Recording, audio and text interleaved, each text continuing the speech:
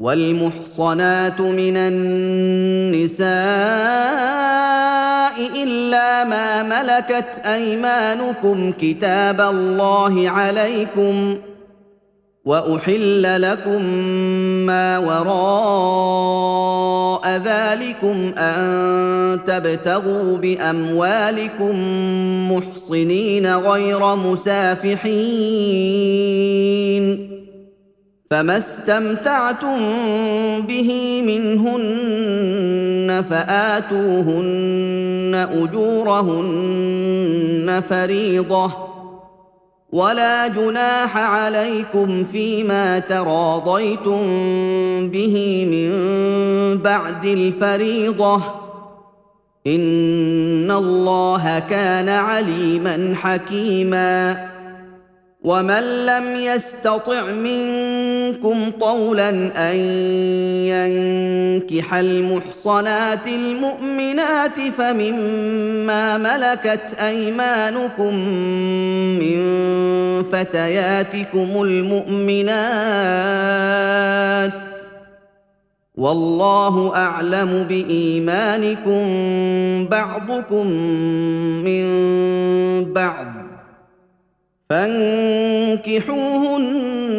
بإذن أهلهن وآتوهن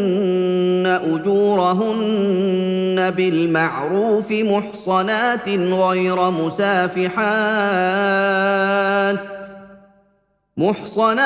غير مسافحات ولا متخذات أخدان فإذا أحصن فإن أتين بفاحشة فعليهن نصف ما على المحصنات من العذاب ذلك لمن خشي العنة منكم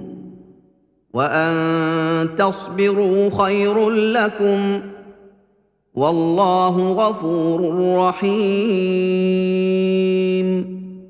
يريد الله ليبين لكم ويهديكم سنن الذين من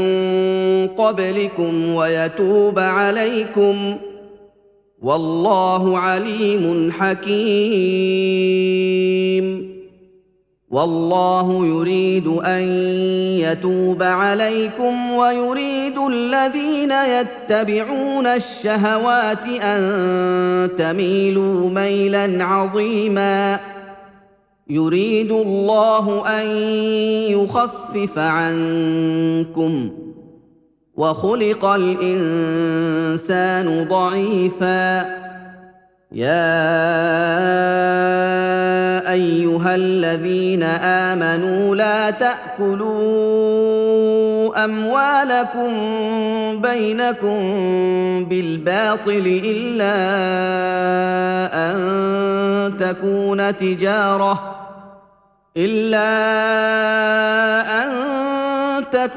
تجارة عن تراض منكم ولا تقتلوا أنفسكم إن الله كان بكم رحيما ومن يفعل ذلك عدوانا وظلما فسوف نصليه نارا وكان ذلك على الله يسيرا إن تجتنبوا كبائر ما تنهون عنه نكفر عنكم سيئاتكم وندخلكم مدخلا كريما ولا تتمنوا ما فضل الله به بعضكم على بعض للرجال نصيب مما اكتسبوا وللنساء نصيب مما اكتسبن واسألوا الله من فضله إن الله كان بكل شيء عليما ولكل جعلنا موالي مما ترك الوالدان والأقربون والذين عقدت أيمانكم فآتوهم نصيبهم إن الله كان على كل شيء شهيدا الرجال قوامون على النساء بما فضل الله بعضهم على بعض وبما أنفقوا من أموالهم فالصالحات قانتات حافظات للغيب بما حفظ الله واللاتي تخافون نشوزهن فعظوهن واهجروهن في المضاجع واضربوهن فإن أطعنكم فلا تبغوا عليهن سبيلا إن الله كان عليا كبيرا وإن خفتم شقاق بينهما فابعثوا حكما من أهله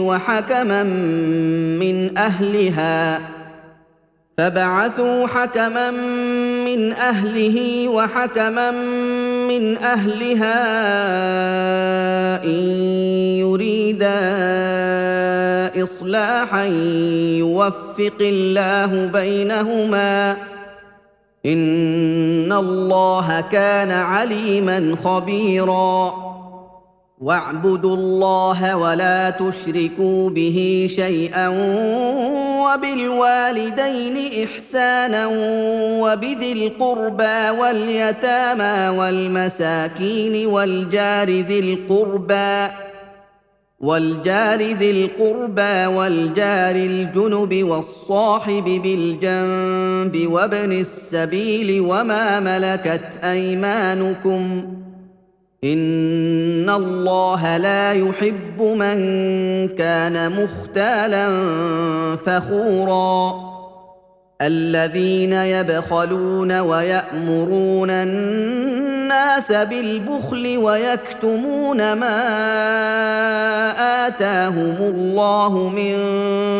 فضله وأعتدنا للكافرين عذابا مهينا والذين ينفقون أموالهم رئاء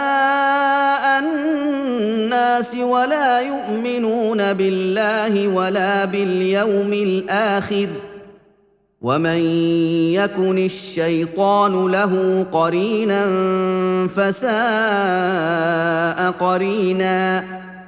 وماذا عليهم لو آمنوا بالله واليوم الآخر وأنفقوا مما رزقهم الله وكان الله بهم عليما إن الله لا يظلم مثقال ذرة وإن تك حسنة يضاعفها ويؤت من لدنه أجرا عظيما فكيف إذا جئنا من كل أمة بشهيد وجئنا بك على هؤلاء شهيدا يومئذ يود الذين كفروا وعصوا الرسول لو تسوى بهم الأرض ولا يكتمون الله حديثا يا أيها الذين آمنوا لا تقربوا الصلاة وأنتم سكارى حتى تعلموا ما تقولون ولا جنبا إلا عابري سبيل حتى تغتسلوا وإن كنتم مرضى أو على سفر أو جاء أحد منكم من الغائط أو لامستم النساء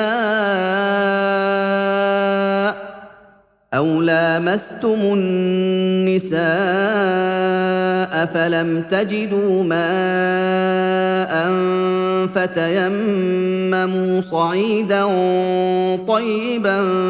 فامسحوا بوجوهكم وأيديكم إن الله كان عفوا غفورا ألم تر إلى الذين أوتوا نصيبا من الكتاب يشترون الضلالة ويريدون أن تضلوا السبيل والله أعلم بأعدائكم وكفى بالله وليا وكفى بالله نصيرا من الذين هادوا يحرفون الكلم عن مواضعه ويقولون سمعنا وعصينا واسمع غير مسمع وراعنا ليا بألسنتهم وطعنا في الدين ولو أنهم قالوا سمعنا وأطعنا واسمع وانظرنا لكان خيرا لهم وأقوم ولكن لعنهم الله بكفرهم فلا يؤمنون إلا قليلا يا أيها الذين أوتوا الكتاب آمنوا بما نزلنا مصدقا لما معكم من قبل أن نطمس وجوها فنردها على أدبارها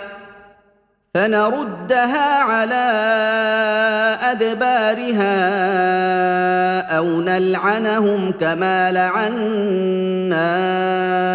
أصحاب السبت وكان أمر الله مفعولا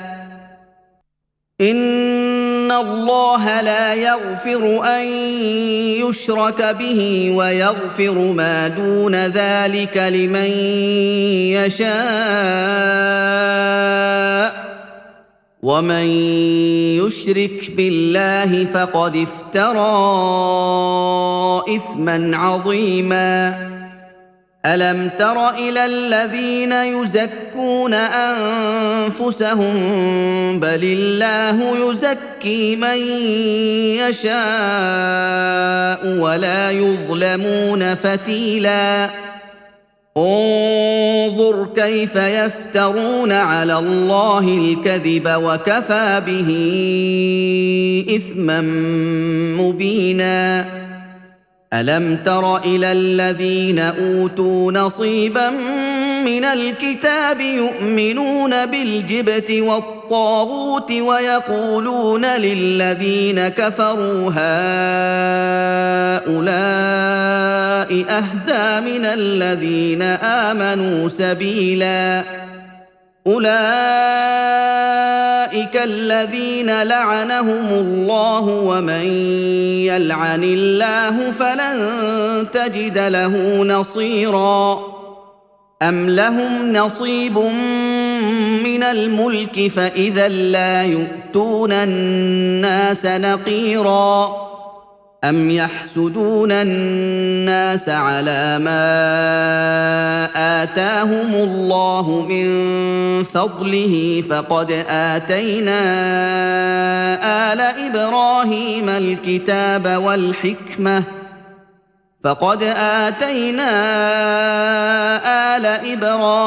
الكتاب والحكمة وآتيناهم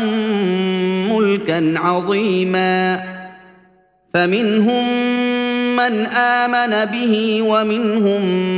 من صد عنه وكفى بجهنم سعيرا إن الذين كفروا بآياتنا سوف نصليهم نارا كلما نضجت جلودهم بدلناهم جلودا غيرها ليذوقوا العذاب إن الله كان عزيزا حكيما والذين آمنوا وعملوا الصالحات سندخلهم جنات تجري من تحتها الأنهار خالدين فيها أبدا لهم فيها أزواج مطهرة وندخلهم ظلا ظليلا إن الله يأمركم أن تؤدوا الأمانات إلى أهلها وإذا حكمتم بين الناس أن تحكموا بالعدل إن الله نعما يعظكم به إن الله كان سميعا بصيرا يا أيها الذين آمنوا أطيعوا الله وأطيعوا الرسول وأولي الأمر منكم فإن تنازعتم في شيء فردوه إلى الله والرسول إن كنتم تؤمنون بالله واليوم الآخر ذلك خير وأحسن تأويلا ألم تر إلى الذين يزعمون أنهم آمنوا بما أنزل إليك وما أنزل من قبلك يريدون أن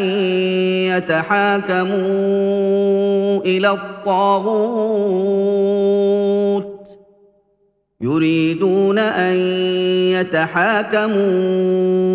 إلى الطاغوت وقد أمروا أن يكفروا به ويريد الشيطان أن يضلهم ضلالا بعيدا وإذا قيل لهم تعالوا إلى ما أنزل الله وإلى الرسول رأيت المنافقين يصدون عنك صدودا فكيف إذا أصابتهم مصيبة بما قدمت أيديهم ثم جاءوك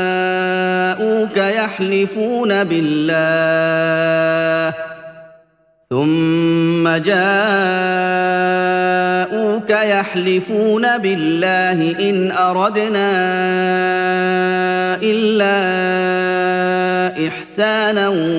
وتوفيقا أولئك الذين يعلم الله ما في قلوبهم فأعرض عنهم وعظهم وقل لهم في أنفسهم قولا بليغا وما أرسلنا من رسول إلا ليطاع بإذن الله ولو أنهم إذ ظلموا أنفسهم جاءوك فاستغفروا الله واستغفر لهم الرسول لوجدوا الله توابا رحيما فلا وربك لا يؤمنون حتى يحكموك فيما شجر بينهم ثم لا يجدوا في أنفسهم حرجا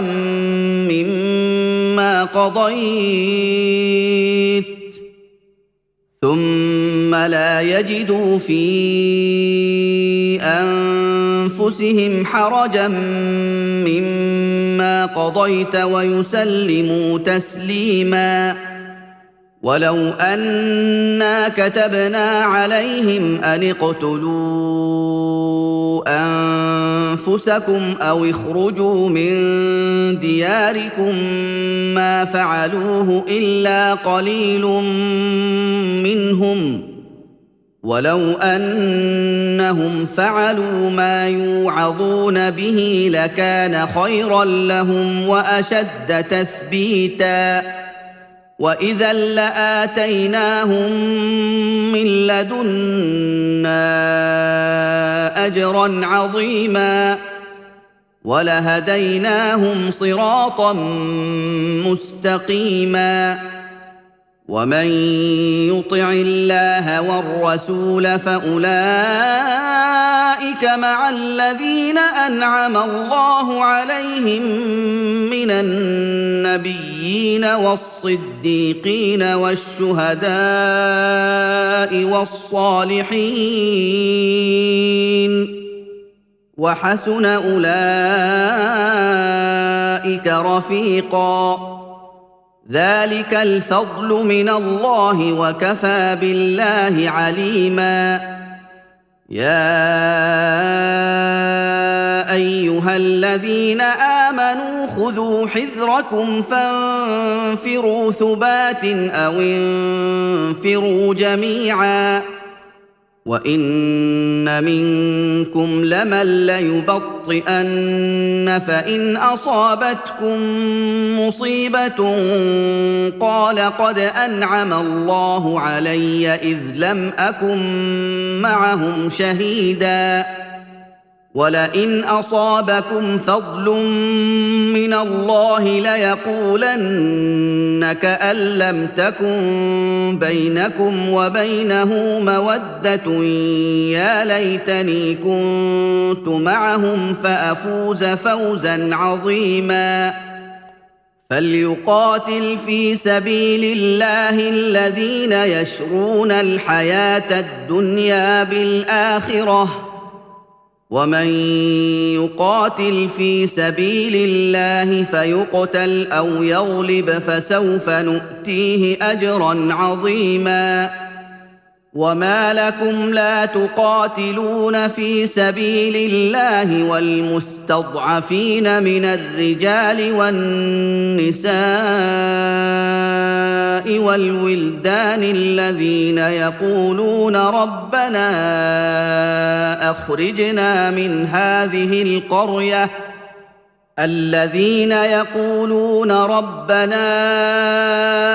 أخرجنا من هذه القرية الظالم أهلها واجعل لنا من لدنك وليا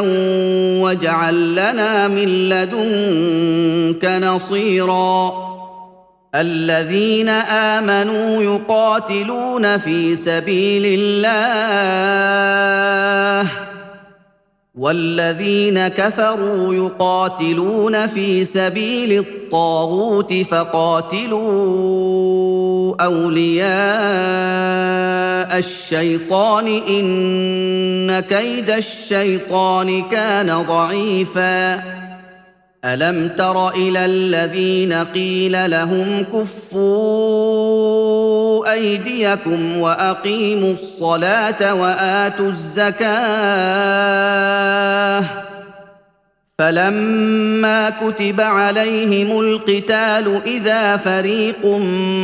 منهم يخشون الناس كخشية الله أو أشد خشية وقالوا ربنا لم كتبت علينا القتال لولا أخرتنا إلى أجل قريب قل متاع الدنيا قليل والآخرة خير لمن اتقى ولا تظلمون فتيلا أينما تكونوا يدرككم الموت ولو كنتم في بروج مشيدة وإن تصبهم حسنة يقولوا هذه من عند الله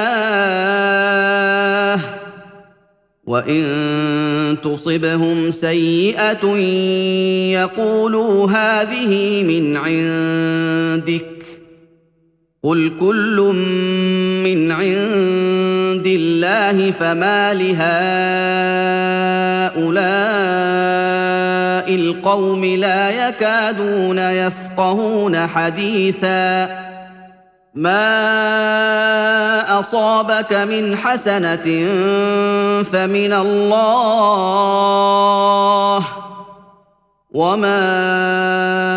اصابك من سيئه فمن نفسك وارسلناك للناس رسولا وكفى بالله شهيدا من يطع الرسول فقد اطاع الله ومن تولى فما ارسلناك عليهم حفيظا ويقولون طاعه فاذا برزوا من عندك بيت طائفه منهم غير الذي تقول والله يكتب ما يبيتون فاعرض عنهم وتوكل على الله وكفى بالله وكيلا افلا يتدبرون القران ولو كان من عند غير الله لوجدوا فيه اختلافا كثيرا واذا جاءهم امر من الامن او الخوف اذاعوا به ولو ردوه الى الرسول والى اولي الامر منهم لعلمه الذين يستنبطونه منهم ولولا فضل الله عليكم ورحمته لاتبعتم الشيطان الا قليلا فقاتل في سبيل الله لا تكلف الا نفسك وحرض المؤمنين عسى الله ان يكف باس الذين كفروا والله اشد باسا واشد تنكيلا من يشفع شفاعه حسنه يكن له نصيب منها ومن يشفع شفاعه سيئه يكن له كفل منها وكان الله على كل شيء مقيتا واذا حييتم بتحيه فحيوا باحسن منها او ردوها ان الله كان على كل شيء حسيبا الله لا اله الا هو ليجمعنكم الى يوم القيامه لا ريب فيه ومن اصدق من الله حديثا فما لكم في المنافقين فئتين والله اركسهم بما كسبوا اتريدون ان تهدوا من اضل الله ومن يضلل الله فلن تجد له سبيلا ودوا لو تكفرون كما كفروا فتكونون سواء فلا تتخذوا منهم اولياء حتى يهاجروا في سبيل الله فان تولوا فخذوهم واقتلوهم حيث وجدتموهم ولا تتخذوا منهم وليا ولا نصيرا إلا الذين يصلون إلى قوم بينكم وبينهم ميثاق أو جاءوكم حصرت صدورهم أن يقاتلوكم أو يقاتلوا قومهم ولو شاء الله لسلطهم عليكم فلقاتلوكم فإن اعتزلوكم فلم يقاتلوكم وألقوا إليكم السلم فما جعل الله لكم عليهم سبيلا ستجدون آخرين يريدون أن يأمنوكم ويأمنوا قومهم كلما ردوا إلى الفتنة أركسوا فيها فإن لم يعتزلوكم ويلقوا إليكم السلم ويكفوا أيديهم فخذوهم واقتلوهم حيث ثقفتموهم وأولئكم جعلنا لكم عليهم سلطانا مبينا وما كان لمؤمن أن يقتل مؤمنا إلا خطأ ومن قتل مؤمنا خطأ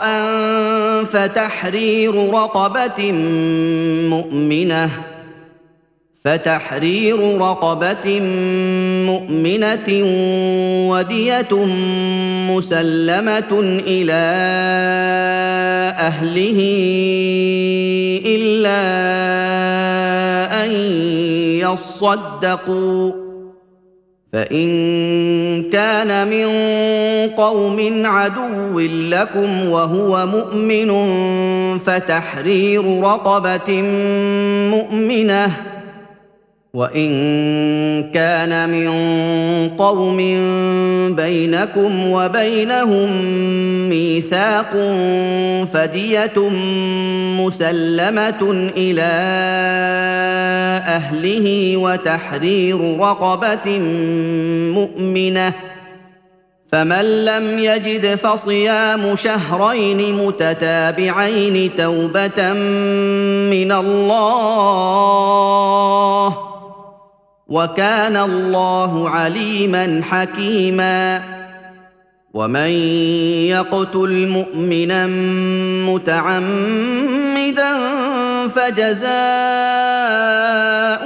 جهنم خالدا فيها وغضب الله عليه ولعنه وأعد له عذابا عظيما يا أيها الذين آمنوا إذا ضربتم في سبيل الله فتبينوا ولا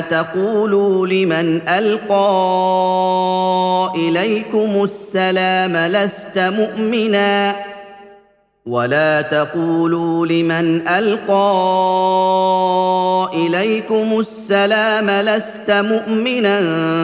تبتغون عرض الحياة الدنيا فعند الله مغانم كثيرة كذلك كنتم من قبل فمن الله عليكم فتبينوا إن الله كان بما تعملون خبيرا لا يستوي القاعدون من المؤمنين غير أولي الضرر والمجاهدون في سبيل الله بأموالهم وأنفسهم فضل الله المجاهدين بأموالهم وأنفسهم على القاعدين درجة وكلا وعد الله الحسنى وفضل الله المجاهدين على القاعدين أجرا عظيما درجات منه ومغفرة ورحمة وكان الله غفورا رحيما إن الذين توفاهم الملائكة ظالمي أنفسهم قالوا فيم كنتم قالوا كنا مستضعفين في الأرض قالوا ألم تكن أرض الله واسعة فتهاجروا فيها فأولئك مأواهم جهنم وساءت مصيرا إلا المستضعفين من الرجال والنساء والولدان لا يستطيعون حيلة ولا يهتدون سبيلا فأولئك عسى الله أن يعفو عنهم وكان الله عفوا غفورا ومن يهاجر في سبيل الله يجد في الأرض مراغما كثيرا وسعة ومن يخرج من بيته مهاجرا إلى الله ورسوله ثم يدركه الموت فقد وقع أجره على الله وكان الله غفورا رحيما وإذا ضربتم في الأرض فليس عليكم جناح أن تقصروا من الصلاة إن خفتم أن يفتنكم الذين كفروا إن الكافرين كانوا لكم عدوا مبينا وإذا كنت فيهم فأقمت لهم الصلاة فلتقم طائفة منهم معك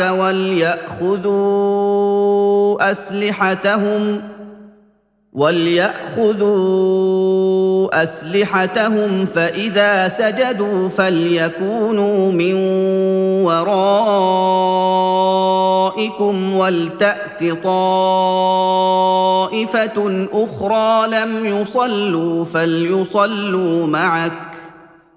ولتأت طائفة أخرى لم يصلوا فليصلوا معك وليأخذوا حذرهم وأسلحتهم ود الذين كفروا لو تغفلون عن أسلحتكم وأمتعتكم فيميلون عليكم ميلة واحدة ولا جناح عليكم إن كان بكم أذى من مطر أو كنتم مرضى أن تضعوا أسلحتكم وخذوا حذركم إن الله أعد للكافرين عذابا مهينا فإذا قضيتم الصلاة فاذكروا الله قياما وقعودا وعلى جنوبكم فإذا اطمأننتم فأقيموا الصلاة إن الصلاة كانت على المؤمنين كتابا موقوتا ولا تهنوا في ابتغاء القوم إن تكونوا تألمون فإنهم يألمون كما تألمون وترجون من الله ما لا يرجون وكان الله عليما حكيما إنا أنزلنا إليك الكتاب بالحق لتحكم بين الناس بما أراك الله ولا تكن للخائنين خصيما واستغفر الله إن الله كان غفورا رحيما ولا تجادل عن الذين يختانون أنفسهم إن الله لا يحب من كان خوانا أثيما يستخفون من الناس ولا يستخفون من الله وهو معهم إذ يبيتون ما لا يرضى من القول وكان الله بما يعملون محيطا ها أنتم هؤلاء جادلتم عنهم في الحياة الدنيا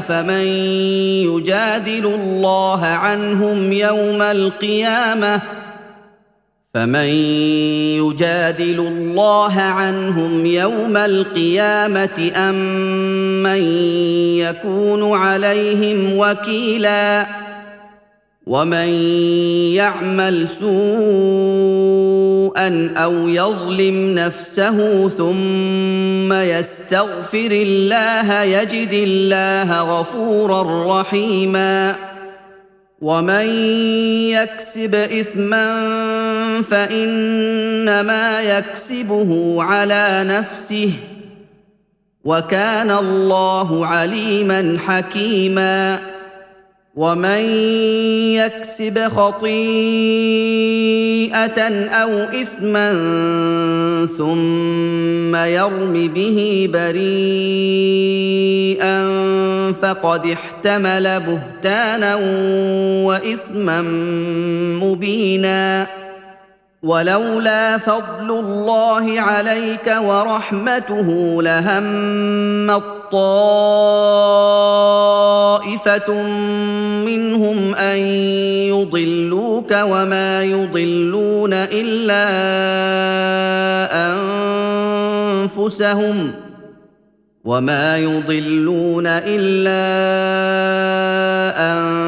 أنفسهم وما يضرونك من شيء وأنزل الله عليك الكتاب والحكمة وعلمك ما لم تكن تعلم وكان فضل الله عليك عظيما لا خير في كثير من نجواهم إلا من أمر بصدقة أو معروف أو إصلاح بين الناس ومن يفعل ذلك ابتغاء مرضات الله فسوف نؤتيه أجرا عظيما ومن يشاقق الرسول من بعد ما تبين له الهدى ويتبع غير سبيل المؤمنين نوله ما تولى ونصله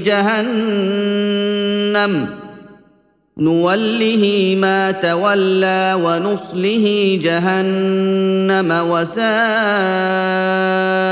مصيرا إن الله لا يغفر أن يشرك به ويغفر ما دون ذلك لمن يشاء ومن يشرك بالله فقد ضل ضلالا بعيدا إن يدعون من دونه إلا إناثا وإن يدعون إلا شيطانا مريدا لعنه الله وقال لأتخذن من عبادك نصيبا مفروضا ولأضلنهم ولأمنينهم ولآمرنهم فليبتكن آذان الأنعام ولآمرنهم فليغيرن خلق الله ومن يتخذ الشيطان وليا من دون الله فقد خسر خسرانا مبينا يعدهم ويمنيهم وما يعدهم الشيطان إلا غرورا أولئك مأواهم جهنم ولا يجدون عنها محيصا والذين آمنوا وعملوا الصالحات سندخلهم جنات تجري من تحتها الأنهار خالدين فيها أبدا وعد الله حقا ومن أصدق من الله قيلا ليس بأمانيكم ولا أماني أهل الكتاب من يعمل سوءا يجز به ولا يجد له من دون الله وليا ولا نصيرا ومن يعمل من الصالحات من ذكر أو أنثى وهو مؤمن فأولئك يدخلون الجنة ولا يظلمون نقيرا ومن أحسن دينا ممن أسلم وجهه لله وهو محسن واتبع ملة إبراهيم حنيفا واتخذ الله إبراهيم خليلا ولله ما في السماوات وما في الأرض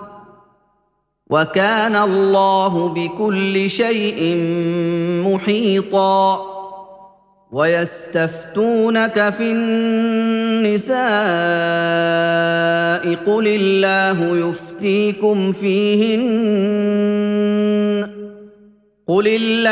يفتيكم فيهن وما يتلى عليكم في الكتاب في يتامى النساء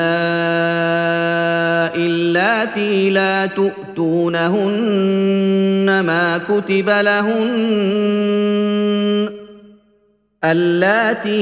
تؤتونهن ما كتب لهن وترغبون أن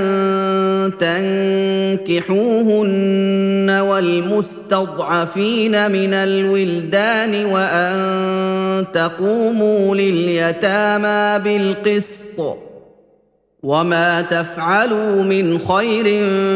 فإن الله كان به عليما وإن امرأة خافت من بعلها نشوزا أو إعراضا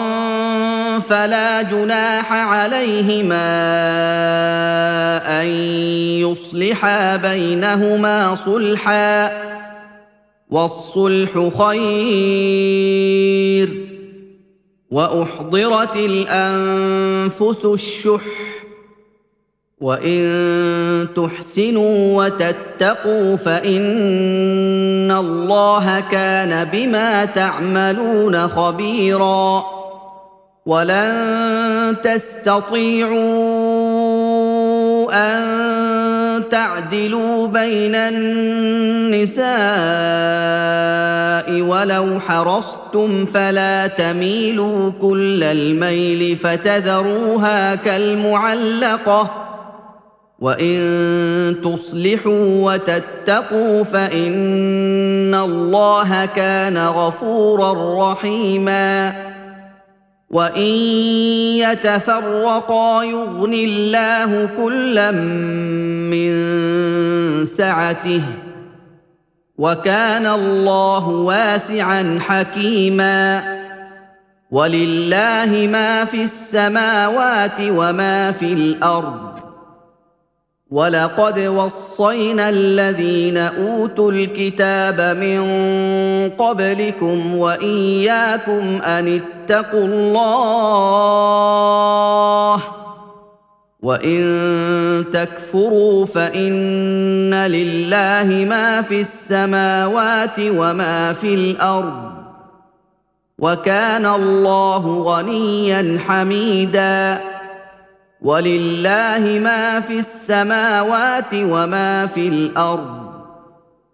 وكفى بالله وكيلا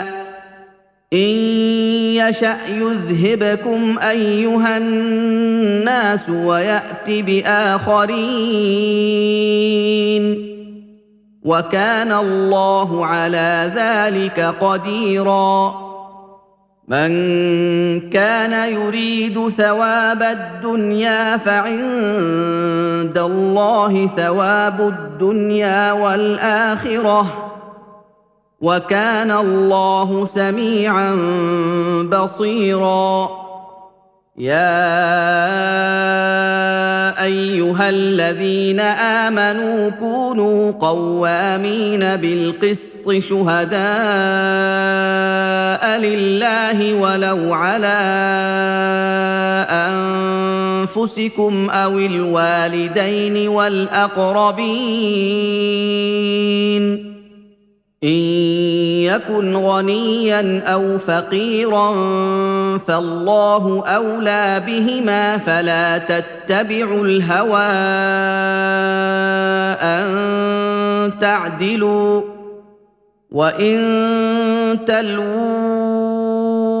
او تعرضوا فان الله كان بما تعملون خبيرا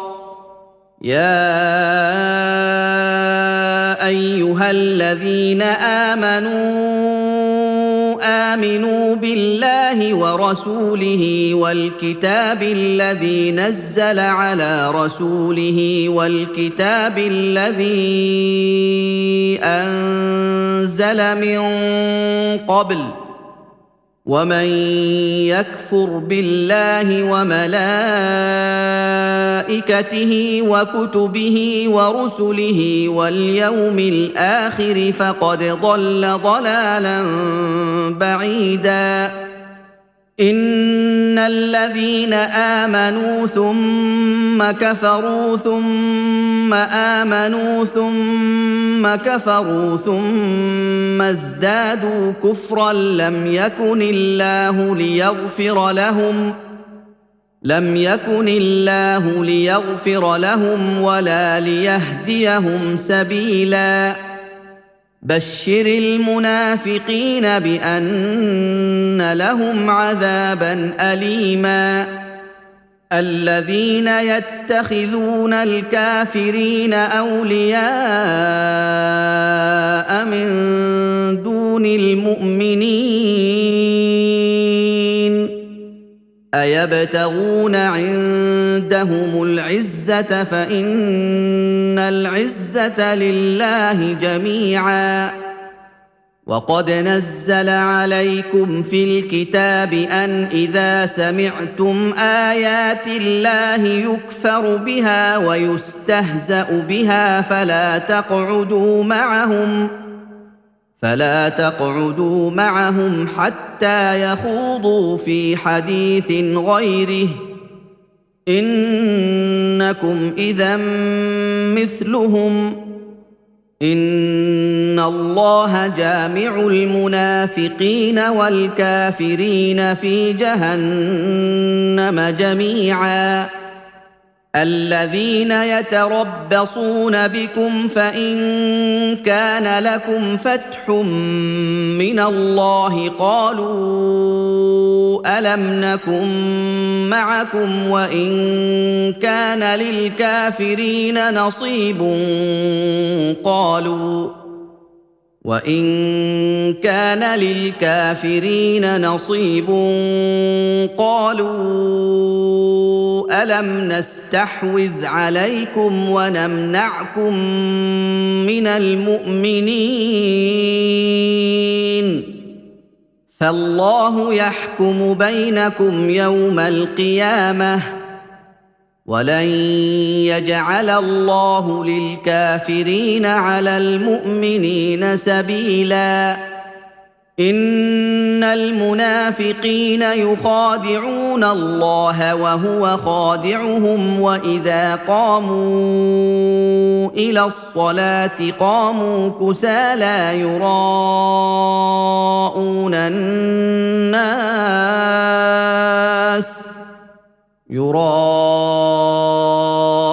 الناس ولا يذكرون الله إلا قليلا مذبذبين بين ذلك لا إله هؤلاء ولا إله هؤلاء ومن يضلل الله فلن تجد له سبيلا يا ايها الذين امنوا لا تتخذوا الكافرين اولياء من دون المؤمنين اتريدون ان تجعلوا لله عليكم سلطانا مبينا ان المنافقين في الدرك الاسفل من النار ولن تجد لهم نصيرا الا الذين تابوا واصلحوا واعتصموا بالله واخلصوا دينهم لله فاولئك